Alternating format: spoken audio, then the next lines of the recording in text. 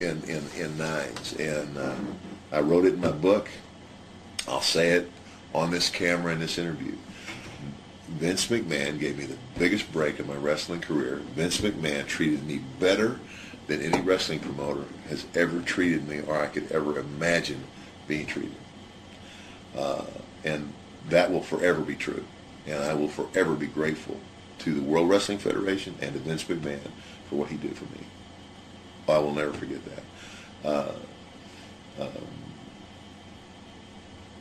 But that doesn't keep me from feeling the way I do today about the direction that the business has taken and the direction that Vince has taken the business. It saddens me more than it does anything. And I don't know if you want to get into that right now, but you can get into it. You know, the wrestling business today it's not the wrestling business anymore. It is not wrestling anymore. Wrestling has evolved from the time the television started. It was brand new, and you look at those matches and you see the progression of the business, but the basic fundamentals of the business never changed. The wrestling business in its simplest form has always been about the battle between good and evil. You always had the good guys and the bad guys. After World War II, your bad guys, you'd have the ethnic thing, the Japanese guys and the German guys, and there was always, or in New York, it was, Pedro Morales, the Puerto Rican, right. Bruno Sammartino, the Italian, or Chief J. Strongbow, the Indian, all the ethnic, but the good and the evil was always, it was a morality play. And when people would ask Ted DiBiase, what is it about professional wrestling that draws people to it? What is it about professional wrestling that will fill a building when the people watching know that it's a show? I said, well, what fills a theater? What fills a Broadway show? They know that's a show. What fills, any event like that? What fills a movie theater with people? They know that's not real either. It's, what do you call it? I call it suspended disbelief. It's like you take and you check your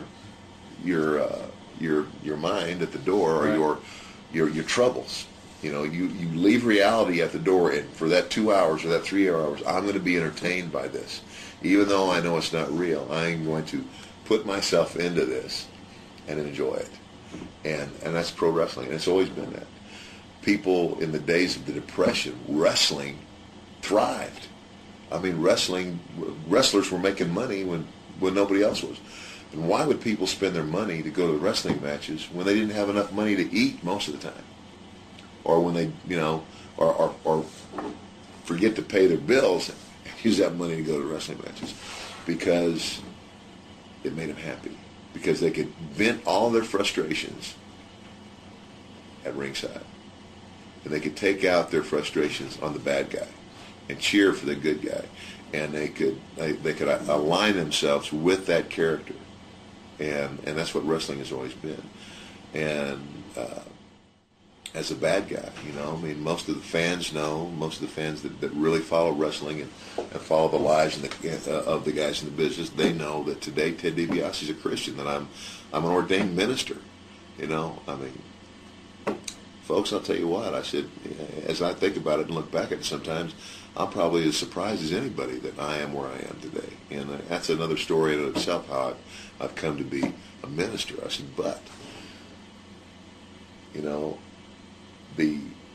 the thing about wrestling that disappoints me so bad today is that even if I weren't a minister, Owen Hart wasn't a minister.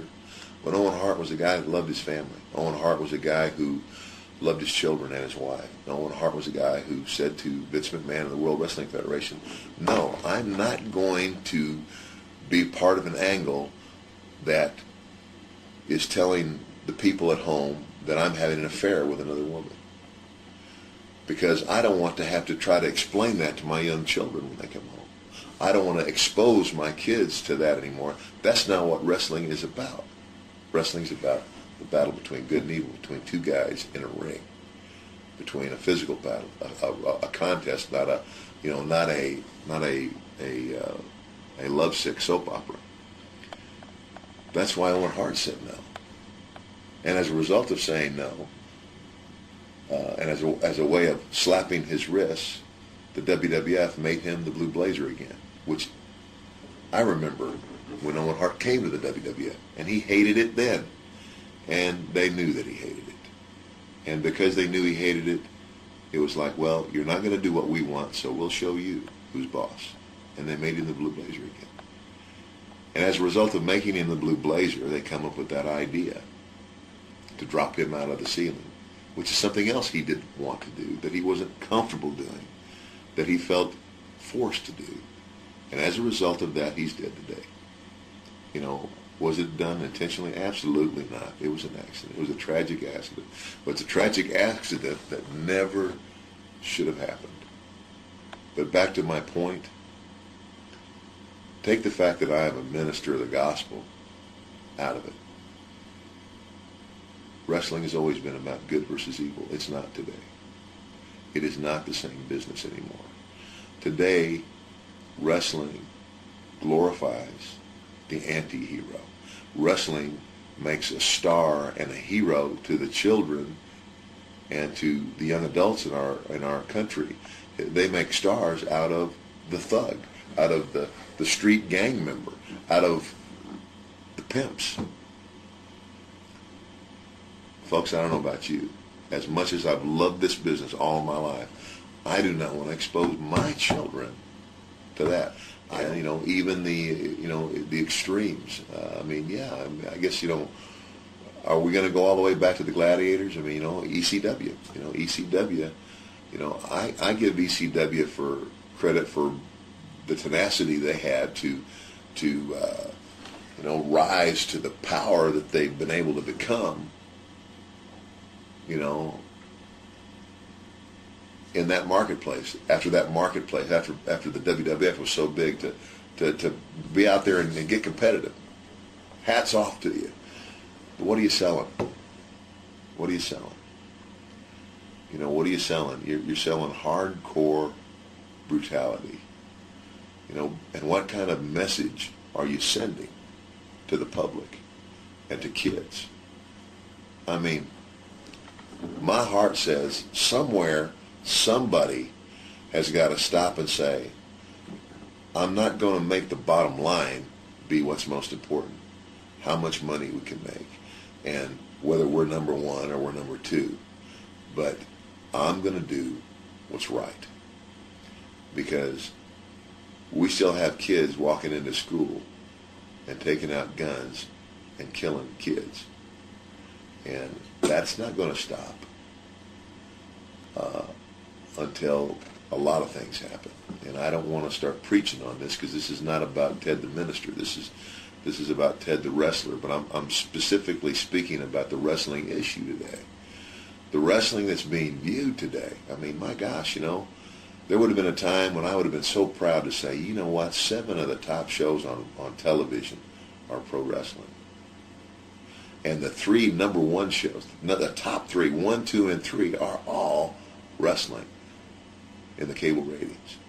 I said, I'd have been so proud of that, but I said, I'm not today because of the content and of what is was being aired. It's a reflection of us as a people, but it's time for us as a people to stop and look at ourselves and say, where do we go from here? Let's go back in history. The first great democracy was the one called Rome, the Roman Empire. And they were great just like we've been great. And they lasted, 700 years? But they ended up feeding people to lions and killing each other in the arenas for entertainment. How far are we going to go? Are we going to learn from history? The thing that I enjoyed about being a wrestler was that even as the bad guy, and I was, the greatest years of my life, I was a villain. But folks, all of you wrestling fans know that I spent most of my career getting beat. That was my job. It was my job to say to the fan, ultimately, through what happened in the ring, you know what? My money can't buy Hulk Hogan. My money can't buy everything. If I keep thinking my money's going to buy everything, ultimately, it's going to blow up in my face. You know, that was the story that the $1 Million Man told. That was the story that Hulk Hogan told when he said, you know, Dibiase, I can't be bought. That's a good story. You know, yeah, wrestling's violent. Yeah, wrestling is in some ways violence, but violence is a part of life. Violence is, you know, hey, there's plenty of violence in the Bible, but what do the stories tell? What's the moral of the story? You see, the thing that was always so wonderful about wrestling was the moral of the story was that when it came down to the blow-off, when it came down to the pay-per-view match, when it came down to the good guy versus that bad guy, and that good guy who had been beat and robbed and cheated for 10 weeks, when he finally got the conditions of the match right and got that no-good so-and-so in the ring for the blow-off match, he was the guy that came out the winner. And that was a story being told to our kids. That's not true today. Today, it's if the bad guy can get away with it, he's cool. And I'm sorry, but that's not the right story. And I just pray, I really do, that one day that'll change. Do I love this business? You bet I do. It has put a roof over my head and food in my mouth most of my life. But as long as I'm alive, I am going to say what I said today, and I will do everything I can, you know, to bring that back in some way. And there's a lot of people out there who would like to see that come back.